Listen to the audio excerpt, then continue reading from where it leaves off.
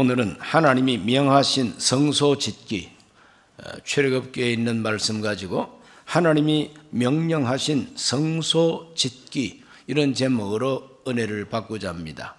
이스라엘 백성들이 430년 만에 그 애굽에서 해방을 받고 자유를 얻어서 광야로 나오게 됩니다. 그 광야에서는 그 시내산 기슭에서 1년 이상 머물러 있었어요. 왜 시내산 아래에서 그렇게 오래 머물렀느냐? 그건 바로 모세가 시내산으로 하나님의 부름을 받아 올라가서 하나님께로부터 엄청난 선물과 은혜를 받아서 이스라엘 백성들에게 전했기 때문입니다. 시내산에서 하나님이 모세에게 두 가지 큰 선물을 주셨어요.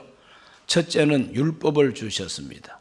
그 율법, 그러면은 10계명만 율법이 아니고 여러 가지 이 세상에 살아가는 동안에 지켜야 할 규정들, 법도, 이런 것들을 하나님이 모세에게 지시하시고 가르쳐 주신 것입니다.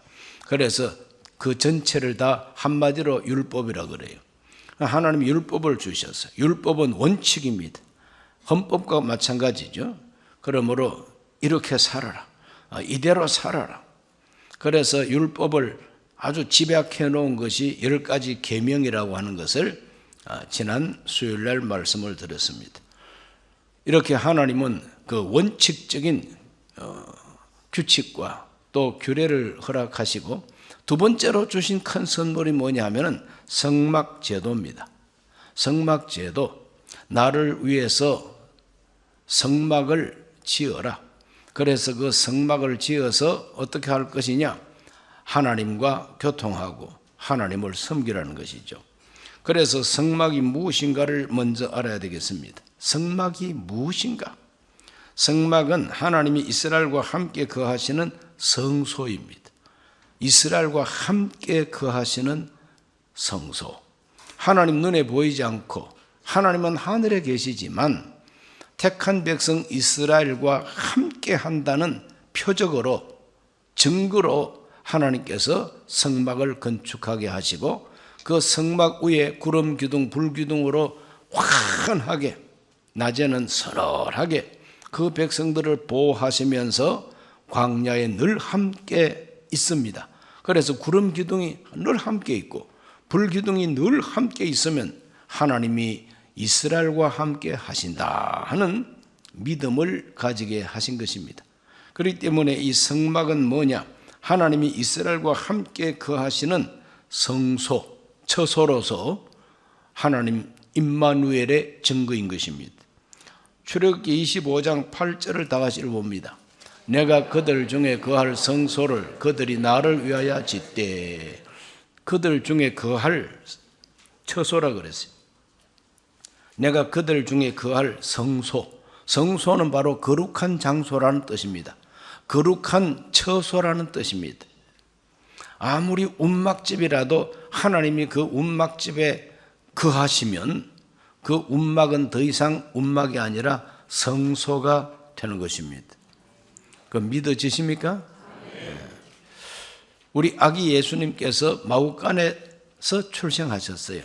그러면 아기 예수님이 출생하신 그 마구간은 더 이상 냄새나는 마구간만은 아니고 바로 성소가 되는 겁니다.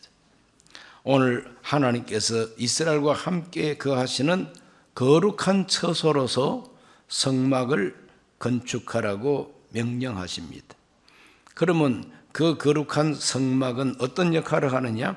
하나님과 함께 만나고 하나님의 말씀을 듣는 곳이 바로 성소라는 것입니다.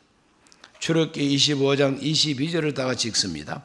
거기서 내가 너와 만나고 속죄소 위 곧 증거궤 위에 있는 두 그룹 사이에서 내가 이스라엘 자손을 위하여 너에게 명령할 모든 일을 너에게 이르리라. 특별히 모세에게 주시는 명령입니다. 하나님이 모세를 만나겠다는 겁니다. 어디서? 성소, 하나님의 거룩한 속죄소 위에 그룹 사이에서 모세를 만나겠다는 거죠. 그리고 이스라엘 백성들에게 하고자 하시는 말씀을 모세를 통해서 주시겠다고 말씀하십니다. 그러므로 모세는 하나님의 대리인이 되어가지고 하나님 만나고 하나님 주시는 말씀을 이스라엘 백성들에게 이제 알려주는 것입니다. 이것이 바로 성막인 것입니다. 하나님을 만나고 하나님과 대화할 수 있는 바로 그 거룩한 처소. 그런데 이 거룩한 이 성막이 구약 성경에는 하나님의 구름 기둥, 불 기둥이 거기 서 있기 때문에 사람들의 눈에 환하게 보이니까 그 당시 백성들한테는 그것이 엄청나고 거룩한 성소였습니다. 그런데 광야 생활 끝나고 나니까 구름 기둥도 사라지고 불 기둥도 사라져 버렸어요. 그래서 그 거룩한 성막이 신약 성경에 와서는 어떻게 그것이 우리에게 이루어지고 완성이 되느냐? 그건 히브리서를 보면은 자세히 가르쳐 주고 있습니다. 자, 히브리서 8장 5절을 다 같이 읽습니다.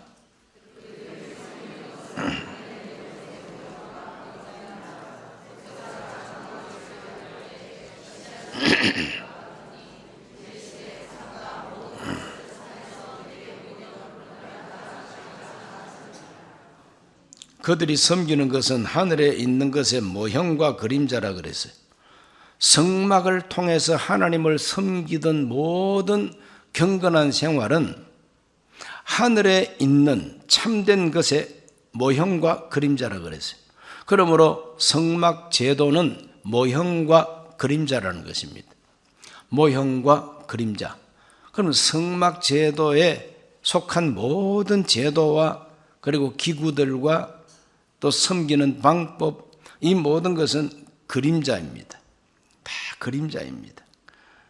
모형입니다. 모형과 그림자.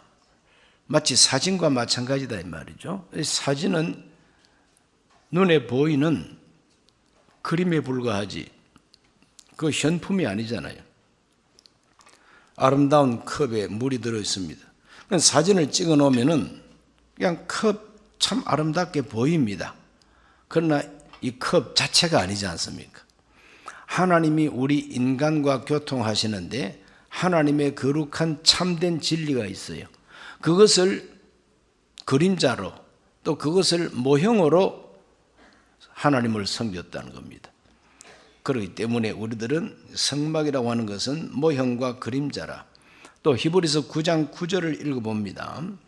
이 장막은 현재까지의 비유니 이에 따라 드리는 예물과 제사는 섬기는 자를 그 양심상 온전하게 할 수 없나니 그랬어요. 이 장막이 바로 성막입니다. 이 장막은 현재까지의 비유라 그랬어요. 비유. 뭔가 비슷하고 그 비유를 들어보면 그 비유되는 어떤 이야기를 들어보면은 아, 실제 이렇게 했구나 하는 걸 짐작해 볼 수 있게 하는 게 비유입니다. 그러므로 성막은 예수 그리스도 오시기까지의 비유라 이 말입니다. 그림자요 모형이라. 그러면 그 그림자와 모형의 실체는 무엇이냐? 그 실체가 바로 예수 그리스도라 이 말입니다.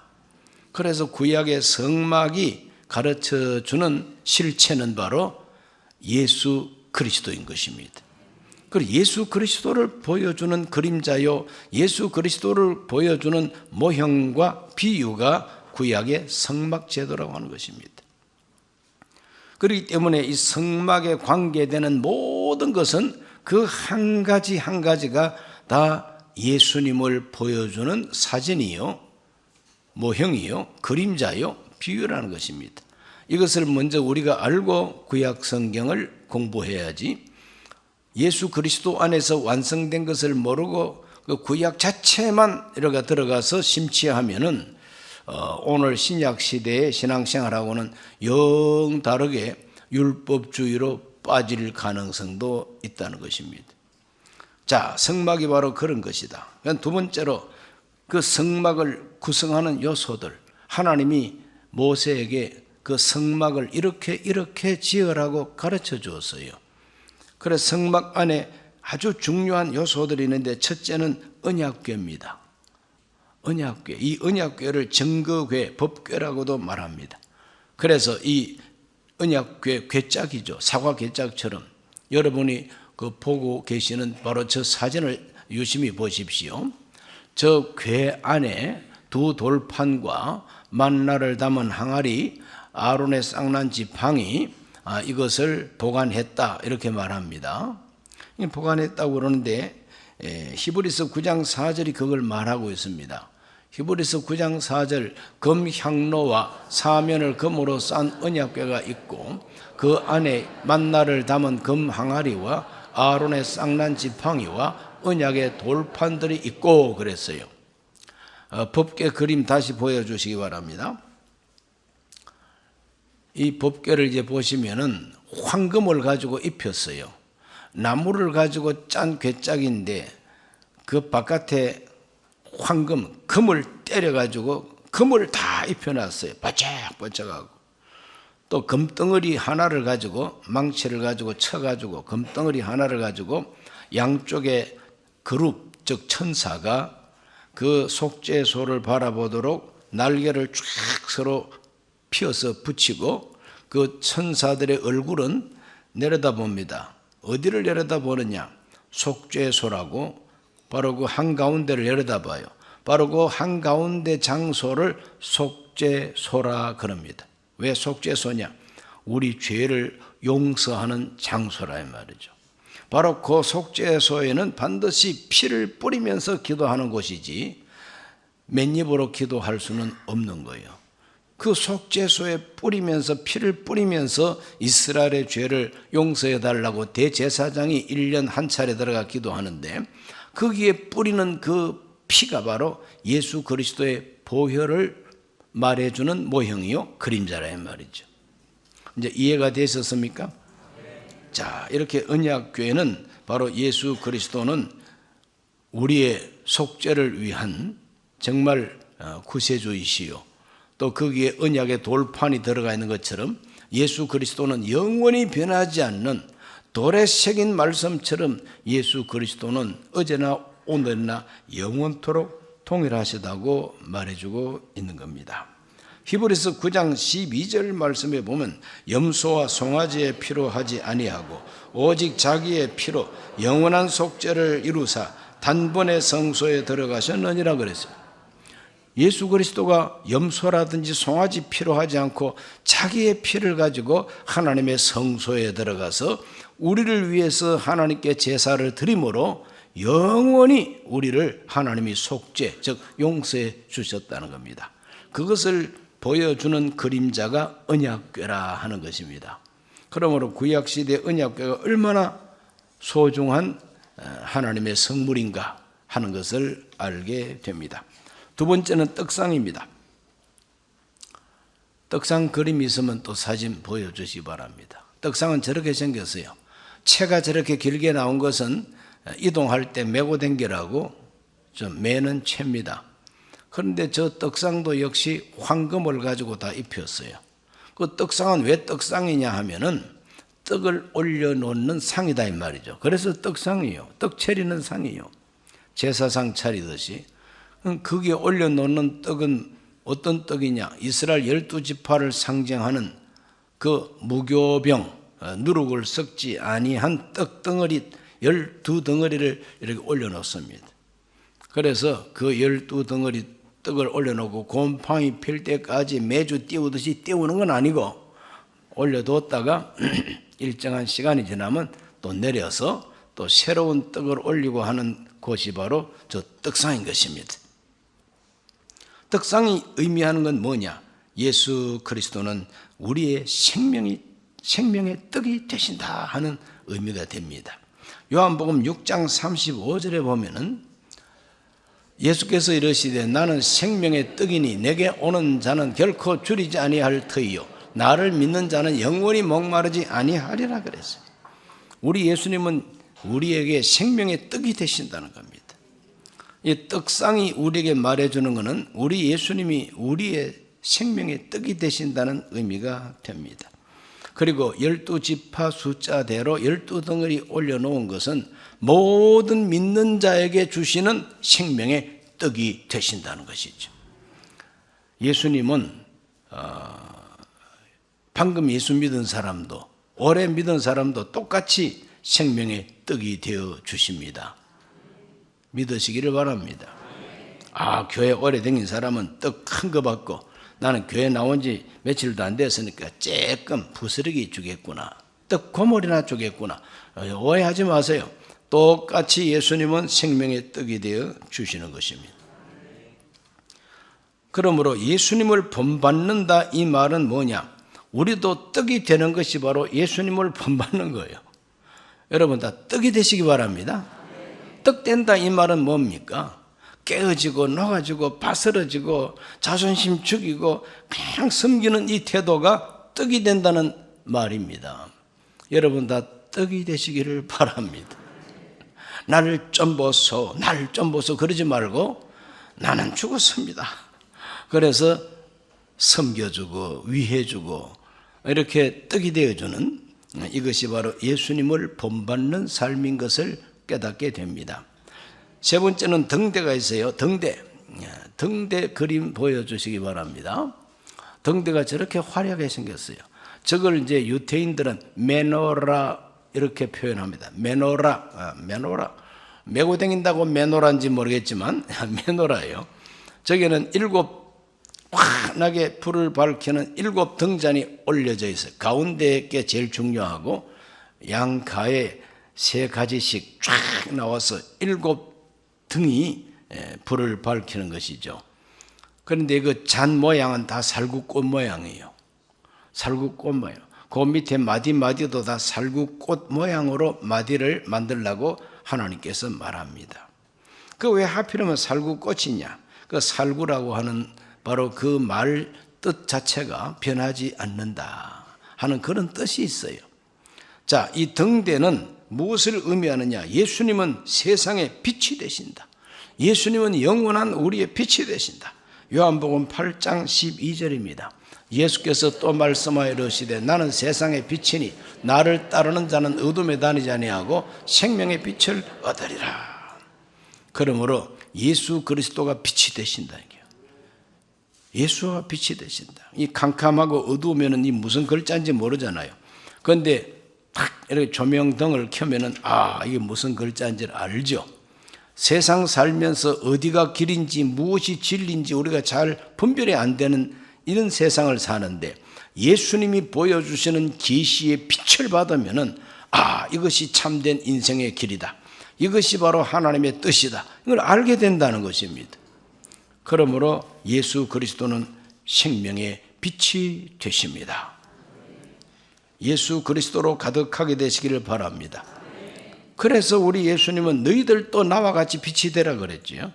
너는 세상의 빛이라 그랬잖아요. 그래서 우리 크리스찬들은 이 세상을 살면서 예수님을 닮아 빛이 돼야 된다. 모범이 돼야 된다는 것이죠. 본보기가 돼야 된다는 것이죠. 그래서 너희 빛은 착한 행실이라 그랬고 세상 사람들이 너희를 보고 하나님께 영광을 돌리게 하라고 예수님이 마태복음 5장에서 가르쳐 주셨어요. 네 번째는 향단입니다. 향을 피우는 향단이에요. 향단 사진 있으면 또 보여주시기 바랍니다. 저 향단은 정사각형으로 된 기둥과 같이 생겼어요. 저 정사각형과 같이 생긴 저 기둥인데 그 위에다가 향불을 피우는 그와 같은 그릇을 이렇게 탁 두고 언제나 향을 피워서 그 성소 그 실내를 향긋하게 하나님이 계신 지성소를 향긋하게 하는 것이 바로 향단입니다. 향단은 우리에게 뭘 가르쳐 주느냐? 그것은 바로 예수 그리스도는 하나님이 가장 기뻐하시는 향기가 되신다는 겁니다. 예수 그리스도가 이 세상에서 자기를 십자가에서 희생시키면서 하나님께 기도 올리신 것은 우리 하나님이 가장 향기롭게 받으신 기도가 된다는 것입니다. 겟세마네 동산에서 피땀을 흘렸던 우리 예수님의 기도, 내 원대로 마시고 아버지 원대로 되기를 바랍니다. 이것이 바로 저 향단이 보여주는 영적 의미가 됩니다. 예수님은 지금도 저와 여러분을 위해서 하나님 우편에서 중보하고 기도하고 계신다고 성경 가르쳐 주시죠. 그러므로 예수님은 지금도 나를 위해서 중보하고 기도하신다는 뜻을 가르쳐 주는 것이 향단입니다. 그러면 그리스도를 본받는다는 게 뭐냐? 나도 하나님이 향기롭게 받으시는 기도와 찬송을 올려야 되겠다. 나도 이 세상에서 향기로운 사람이 되어야 되겠다. 이것이 예수 본받는 삶이다 이 말이죠. 믿어지시면 아멘 하세요. 우리가 비록 그렇게 못 산다 할지라도 그렇게 사는 것이 진짜요 최고라는 걸 인정은 하셔야 되지 않겠습니까?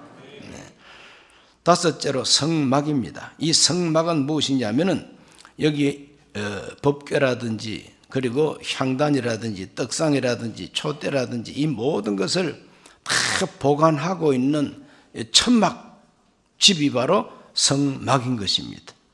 성막을 구성하고 있는 그 내부 시설을 보면은 나무를 가지고 널빤지를 만들어서 벽으로 세우고 그 널빤지 속을 뚫어 가지고 거기에 막대기를 가지고 쫙 산적 꿰듯이 이제 꿰입니다. 그리고 속을 뚫어서 산적을 꿰고 바깥에 고리를 네 군데로 만들어서 또 쫙 가로질러서 끼워 놓으면 절대로 쓰지 않는 그 사각형 벽이 되는 것이죠. 삼각으로만 세우고 한쪽은 휘장을 이렇게 걸쳐서 문으로 남겨 놓습니다. 이 바람 불어도 절대 쓰러지질 않아요. 그래서 금빛 찬란한 그런 실내 벽이 만들어지게 되고 그 널빤지 위에다가 무엇을 덮느냐? 덮개입니다. 덮개. 덮개는 사중으로 덮었어요. 그냥 거기에는 아주 그냥 방수 처리가 되는 그런 가죽도 덮고 말이죠. 또 보온되는 것도 덮고 더위를 막아주는 그와 같은 단열재도 그냥 덮고 제일 바깥에는 비가 오든 아무리 햇빛이 강하게 비쳐든 그걸 든든히 견딜 수 있는 그런 가죽으로 큰 이렇게 천막을 만들어서 덮어둡니다. 그래서 성막은 바로 덮개와 그 안에 있는 널빤지 벽들입니다. 이것이 바로 성막인 것입니다. 아까 사진 보셨죠? 성막 사진 다시 한번 보여주시기 바랍니다.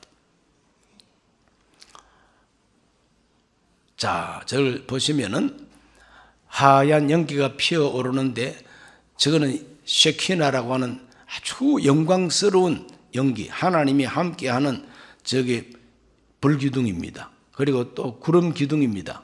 하나님의 지성소 위에 항상 구름 기둥이 서 있는 것이죠. 자, 저기 이제 덮개로 해가지고 덮어놓은 저 천막이 텐트가 바로 성막이다 이 말입니다. 성막이 바로 저렇게 생겼다고 하는 걸 이해를 하시고 번제단은 저 마당에서 막 불이 활활 타오르는 모습이 보이죠. 저거 바로 번제단인 것입니다. 그러므로 이 성막이 보여주는 의미는 뭐냐? 예수 그리스도는 언제나 우리를 보호하고 우리를 덮어주고 계시는 분이시다 하는 걸 가르쳐주고 있어요. 믿습니까? 이 세상에 환난 많고 세상에 참 해코지하는 해충들이 많지만 예수님이 우리를 딱 보호하고 계신다는 거예요. 지키고 계신다. 낮의 해와 밤의 달이 너를 상치 못하게 한다는 거죠. 번제단은 무엇이냐? 그리스도는 우리를 위한 제물이 되신다. 바로 십자가의 은혜입니다. 저기 번제단에서 불타는 제물처럼 예수님은 나를 대신해서 하나님 앞에 제물이 되어 주셨다. 저 번제단 보시면은 놋을 가지고 입혔어요. 나무에다가 놋을 입혔어요. 그래서 막 불을 지피고 하더라도 저 속에는 나무가 타지를 않는답니다. 이렇게 해서 저 놋 제단에서는 제물을 불태우는 것입니다. 제가 되기까지 꽉 이렇게 불태우는 것입니다. 이것은 바로 예수께서 우리를 대신해서 제물이 되셨다. 십자가의 고난을 의미하고 있다고 하는 것을 저 번제단이 우리에게 가르쳐주고 있습니다. 일곱째는 물두멍입니다. 물두멍 사진 보여주시기 바랍니다. 물두멍은 저렇게 생겼어요. 파란 게 물입니다. 그런데 저 물두멍은 놋을 가지고 만들었어요. 놋을 가지고 만드는데 그때 출애굽을 할 때 여자들이 갖고 나온 거울, 옛날에는 요즘 같은 맑은 거울이 없어요. 놋 거울을 다 갖고 있어요. 밥그릇 뚜껑 같은 놋 그릇. 여러분 우리가 시골에서 제사 지내는 날 되면은 기와 짝 조각을 깨가 가루를 만들어서 수세미에다가 묻혀가지고 놋에 묻어있는 그 때를 다 씻어내야 돼요. 바짝바짝하게 놋을 씻어내면은 내 얼굴이 훤하게 비쳐요. 바로 그 놋 그릇을 가지고 그 놋 거울을 가지고 만든 게 저 물두멍인 것입니다. 이 물두멍이 가르쳐주는 의미가 무엇이냐? 예수 그리스도는 저와 여러분을 씻어주시는 분이라는 거죠. 내가 너희를 씻기지 아니하면 너희는 나와 상관이 없다 그랬어요. 그래서 우리가 번제단에서 번제를 드렸다 할지라도 여기에 숯검댕이 묻고 피가 묻고 잡티가 묻었다. 물두멍에서 깨끗이 씻어야 성소에 들어갈 수가 있는 겁니다. 우리가 주 하나님 앞에 더 가까이 나가기 위해서 날마다 우리는 물두멍 같은 예수 그리스도의 은혜를 입어서 죄를 자백하고 용서받고 하나님과 더 가까워져야 된다는 걸 가르쳐주는 것이 바로 물두멍이다 이 말이야. 날마다 자백해야 되고 참회해야 된다는 것입니다. 8번째는 성막 울타리와 문입니다. 성막 전체 그림을 보시면은 문이 있는데 저 문이 꽤 넓습니다. 널찍한 문이고 다른 데로는 들어가는 문이 없어요. 오직 하나밖에 없는 문이. 오직 하나밖에 없는 문. 그 넓은 문입니다. 그래서 자기가 하나님께 제사 드리려면 반드시 저 문을 통과해야만이 제사 드리러 성전 마당에 들어갈 수가 있는 거예요. 그래서 하얀 세마포를 가지고 저렇게 하나님의 성막 울타리를 이렇게 만들어 놓고 가운데 문을 크게 넓게 만들어 둔 겁니다. 이 넓은 문은 무엇을 의미하느냐? 예수는 우리의 문이시다. 예수께서 말합니다. 나는 양의 문이니 나로 말미암아 들어가고 나오고 하면서 꼴 풀을 얻으리라 그랬어요. 예수는 우리의 문이 되십니다. 예수님을 통해서 들어가야만이 하나님께로 간다는 말이죠. 내가 곧 길이요 진리요 생명이니 나로 말미암지 않고는 아버지께로 올 자가 없느니라. 예수님을 통과해서 들어가야만이 하나님 앞에 제사 드릴 수가 있다. 하나님 만날 수가 있다. 그래 예수는 우리의 생명의 문이 되시는 것입니다. 인정하십니까? 9번째는 뭐냐? 각종 도구들이 나옵니다. 이 각종 도구들은 내가 사진을 못 찾았는데 이 각종 도구들은 고기를 걸어 놓는 갈고리, 정육점에 가면은 무거운 돼지 뒷다리, 소갈비 이렇게 꿰어가지고 걸어 놓는 쇠 갈고리 있잖아요. 그런 것도 있어요. 그래서 하나님 앞에 제물을 차례차례 불태우는데 김 집사님 양을 태운다 그러면은 권사님 양은 좀 이따 태운다 그러면 그 양을 잡아가지고 갈고리에 걸어가지고 번제단에다가 걸어두는 겁니다. 걸어두기 위한 갈고리도 있고 그 다음에는 부삽이 있습니다. 태우고 나면은 재를 긁어내야 되잖아요. 삽과 같이 생긴 거 부삽도 있고 그 다음에는 또 불똥 그릇도 있고 또 그릇 여러 가지 종류의 그릇이 있습니다. 큰 그릇, 작은 그릇, 그릇들이 있습니다. 항아리도 있습니다. 이런 것들이 하나님의 거룩한 성전에서 제사 드리는데 필요한 부속 기물들이죠. 그런데 이걸 갖다가 바벨론에서 다 훔쳐가고 빼앗아가가지고 나중에는 벨사살 왕이 부어라 마셔라 하다가 그날 밤으로 벼락 맞아 죽은 사람이 벨락에 죽은 인간이라고 벨사살이에요. 이렇게 해서 하나님의 성막에는 각종 도구들이 있는데 이것이 우리에게 의미하는 것은 무엇이냐? 저와 여러분도 잘 모르는 가운데 하나님 앞에 우리를 제물로 드리기 위한 그리스도의 봉사라 이 말입니다.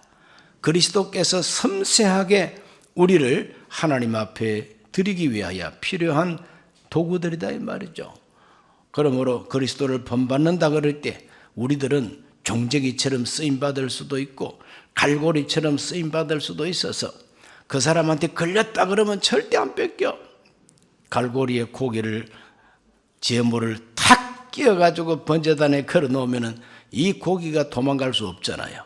그러므로 저와 여러분은 갈고리처럼 사람의 영혼을 꽉 끼워가지고 우리 교회를 못 떠나도록 걸어둬야 되는 것이죠. 그거 참 재밌잖아요.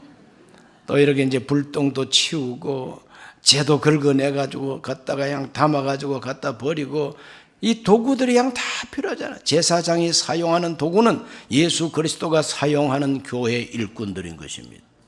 우리 모두가 하나님께 쓰임받게 되시기를 바랍니다.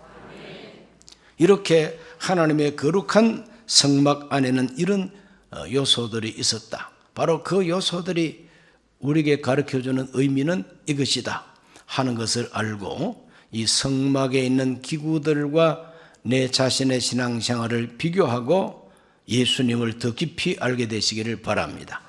이 모든 것이 다 예수를 보여주는 사진이요, 예수님을 보여주는 모형이요, 그림자라 그랬지 않습니까? 그래서 성막을 보면서 예수님을 배워야 됩니다.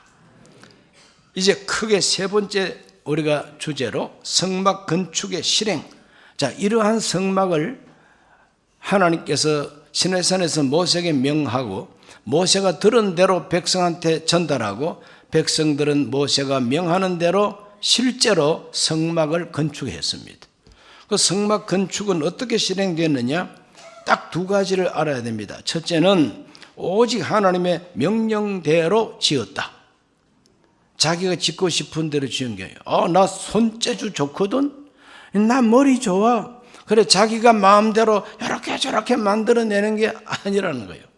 하나님이 명하신 대로 만들어야지 자기가 만들고 싶은 대로 만들면 안 되는 거예요. 자, 출애굽기 25장 9절 다시 한번 읽습니다. 무릇 내가 너에게 보이는 모양대로 장막을 짓고 기구들도 그 모양을 따라 지을지니라. 하나님이 보여주시는 모양대로 만들어야 된다는 거예요. 우리 신앙생활은 철저히 하나님의 말씀대로 해야 된다는 거죠. 믿습니까? 내 생각대로 아닙니다. 이 시대의 철학을 따라 아닙니다. 어제나 오늘이나 영원토록 우리는 하나님이 명하신 대로 순종하는 것이 신앙생활이다.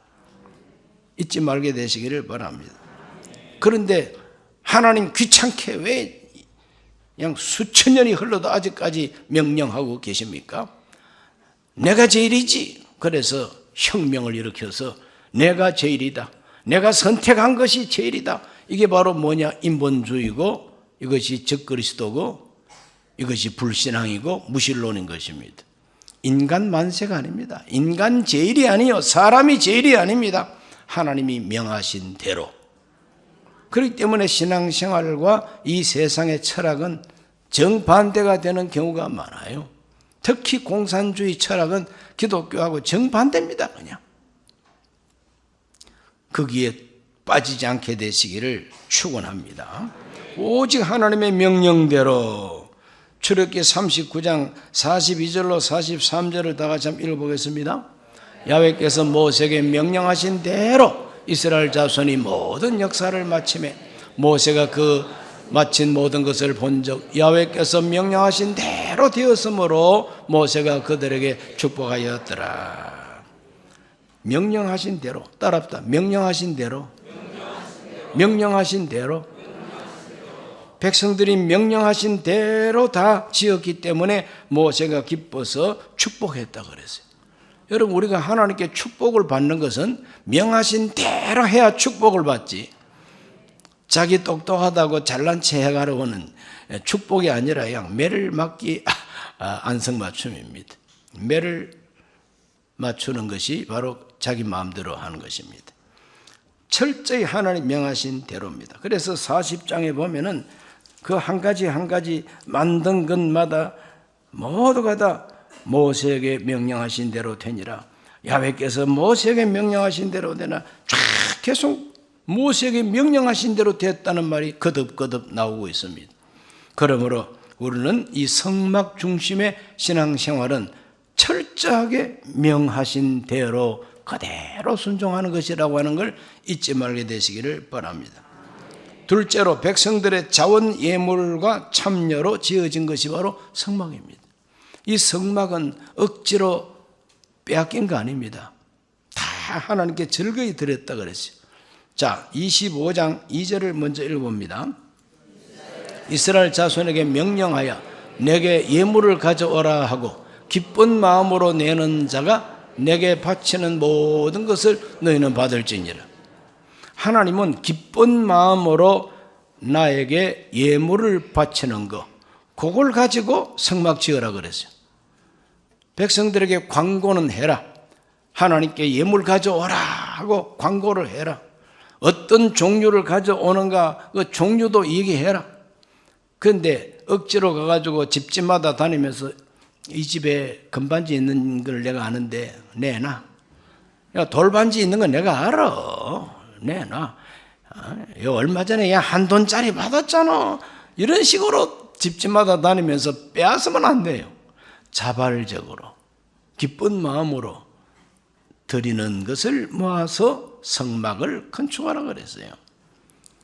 오늘날도 똑같습니다. 조금도 변함이 없습니다. 자, 출애굽기 35장 29절도 한번 읽어봅니다. 누구나 야훼께서 모세의 손을 빌어 명령하신 모든 걸 만들기 위하여 물품을 드렸으니 이것이 이스라엘 자손이 야훼께 자원하여야 드린 예물이니라. 첫째는 기쁜 마음으로, 둘째는 자원하여야 드린 예물. 하나님은 기쁨으로 자원해서 드린 예물을 하나님께서 받으시고 성막을 건축할 수 있는 재료가 되게 하셨습니다. 그리고 또 재능이 있는 사람은 자기 재능을 다 하나님께 드렸어요. 손재주 좋은 사람, 아이디어가 좋은 사람, 하나님이 명하신 것을 딱 귀로 듣고 하나님이 이렇게 말씀하셔서 그러면 이제 그때부터는 자기의 재주가 들어가는 거예요. 특히 이제 지성소에 그 하나님의 그룹 천사를 만들라 그랬고 촛대도 만들라 그랬잖아요. 그걸 하나님께서 구체적으로 가르쳐 주긴 했지만 이걸 어떻게 만들지 아무나 할 수 있는 일 아니잖아요. 살구 꽃 모양으로 이렇게 만들라 그랬지. 그러면 망치를 가지고 황금 덩어리를 어떻게 하면은 촛대를 만들까? 그 사람 기술이 들어가는 거죠. 재능이 들어가는 거예요.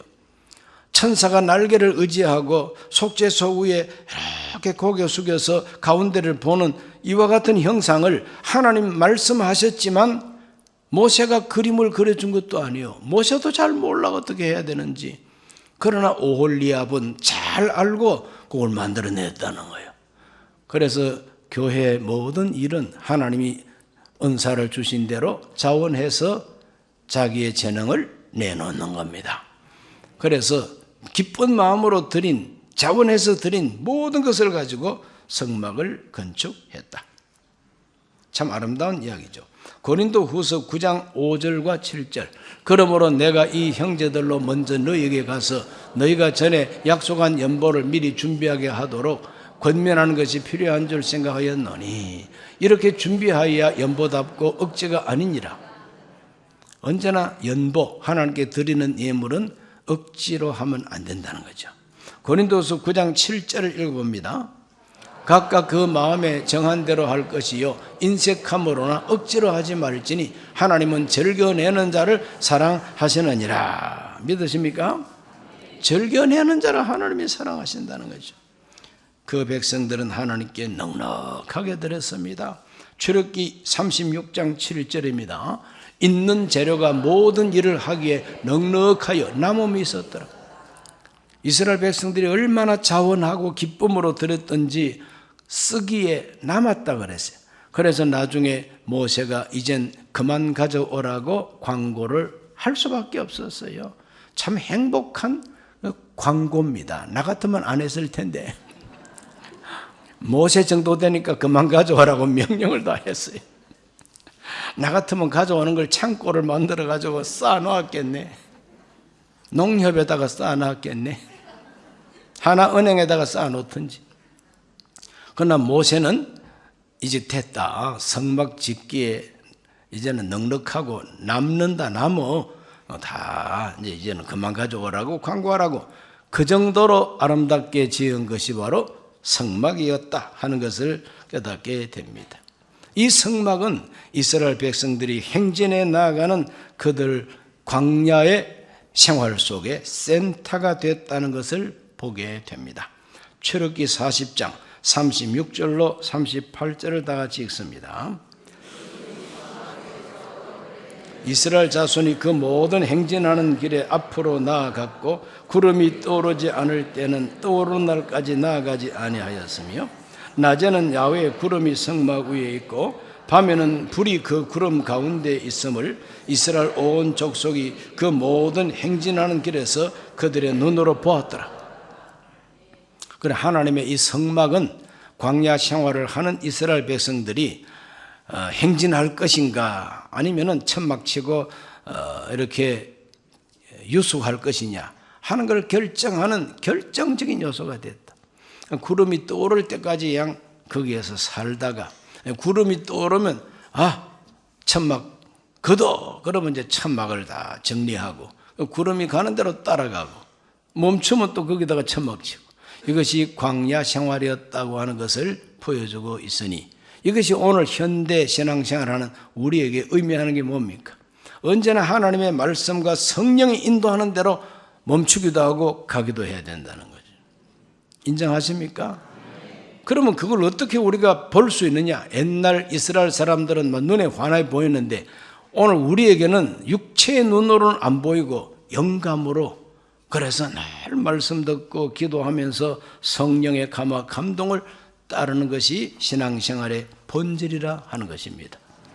순범강북교회 모든 성도들은 이 성막을 건축하고 성막을 잘 지어서 하나님 중심으로 살았던 이스라엘을 본받게 되시기를 예수님 이름으로 축복합니다. 기도하겠습니다. 하나님 아버지, 오늘 하나님 앞에 나와 예배하는 우리 모든 성도들 하나님의 거룩한 성소를 잘 지어서 하나님 중심으로 광야를 행진했던 이스라엘 본받게 하여 주옵소서. 우리가 사는 세상도 마치 광야와도 같습니다. 여기서 우리가 어떻게 살아야 할 것인지 하나님의 거룩한 성령이 하나님의 말씀이 인도하는 대로 순종하게 하여 주옵소서. 예수님 이름으로 기도하옵나이다. 아멘.